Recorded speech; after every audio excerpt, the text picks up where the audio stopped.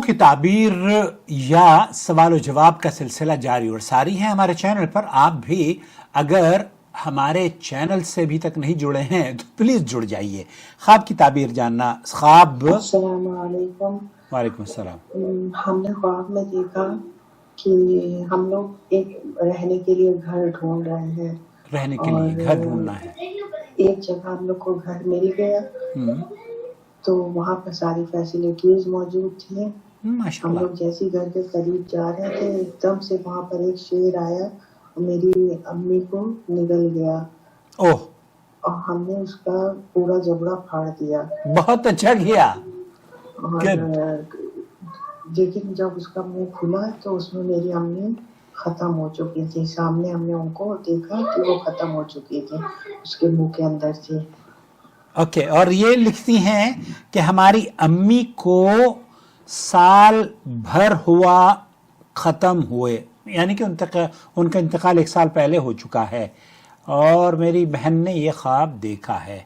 रोमाना ने आपके ख्वाब की क्या ताबीर की है, चलिए सुनते हैं। लेकिन ये बशारत पर मबनी ख्वाब है जो कि आपने चीर फाड़ कर दी है। सुनिए क्या कहती हैं।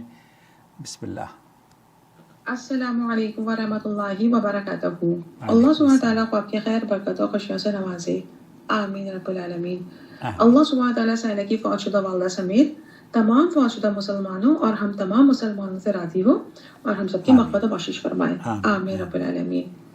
साइला ने अपने ख्वाब का मंजर बयान किया है जिसमें ये लोग घर तलाश कर रहे थे और घर इनको मिल गया, लेकिन जब इसके करीब जा रहे थे तो वहाँ इन्होंने वालिदा के हवाले से मुख्तलिफ सिचुएशन को बयान किया है।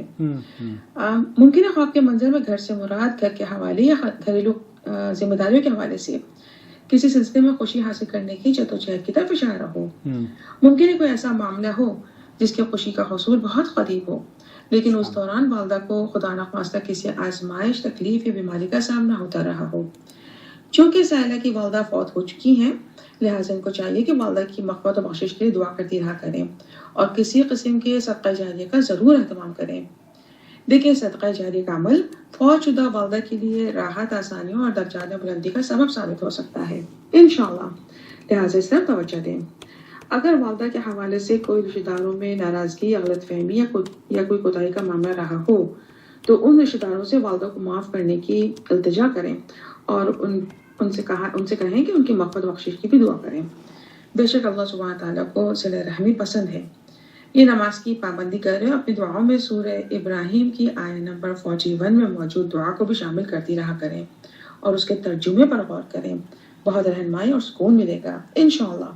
अल्लाह सुब्हानहू तआला को आपके खैर बरकत और खुशियों से नवाजे, आमीन रब्बिल आलमीन।